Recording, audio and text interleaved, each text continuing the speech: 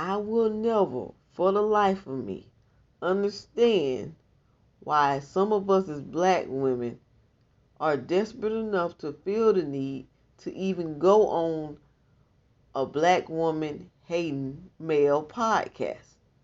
These men make it clear all the time in front of everybody that they don't accept you, that they don't like you.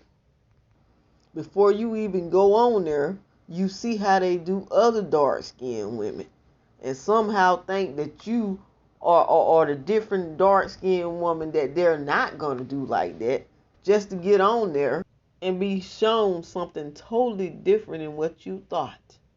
This is why I can no longer feel sorry for other women who are dark-skinned who go on these black women hating shows knowing that these hosts do not like you. They don't fool with you like that.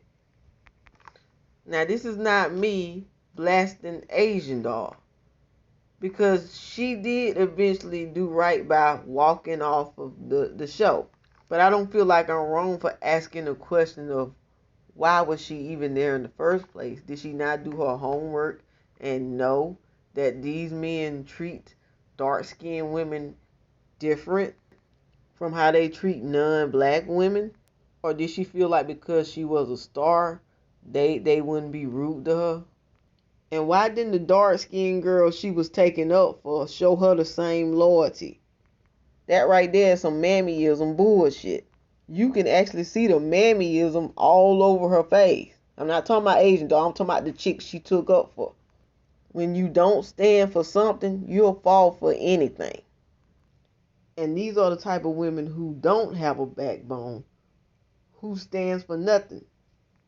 And this is not about these male preferences, because we could care less if you choose the other races of women. That's them.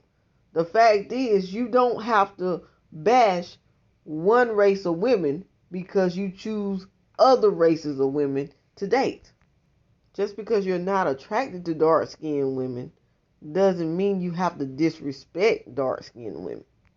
But at the same time, I'm beginning to believe that a lot of us dark-skinned women loves to be dogged out. Because if we didn't love to be dogged out, this right here wouldn't have never happened. It would be no dark-skinned women on these men's shows.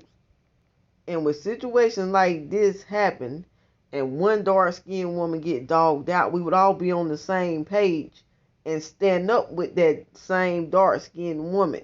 Now, I understand that they're getting dragged all over social media, but that's not the point. The point is, it shouldn't have been no dark-skinned woman on that show in the first place, including Asian doll. And another thing that would happen if dark-skinned women didn't like this type of treatment, another thing that would happen is you would withdraw your support. All of us, which I didn't support them in the first place. I found out about them through other YouTubers. I didn't even know who the heck they were. I don't support men podcasters who are against dark-skinned women, who are against black women. That's not me. That's not how I roll. And I know many of us are on board with this, but there always going to be some pick-me chicks who's going to go against their best interests just to be in a group of black women hating male podcasters' face who don't want them there, didn't ask them to be there, and made it clear that they're not welcome there. You can't make nobody accept you or love you. The best thing you can do for them is ignore them and pretend like they're not there. Withdraw your support. Let those other groups of women they prefer support them and make them YouTube money. And you stop making them YouTube money and stop making us as a whole, black women as a whole, look like an idiot, look like we're desperate, when it's not all of us. It's y'all mammies, aka pick-me chicks, who are desperate. And this is why I no longer feel sorry for black women who go on these type of shows.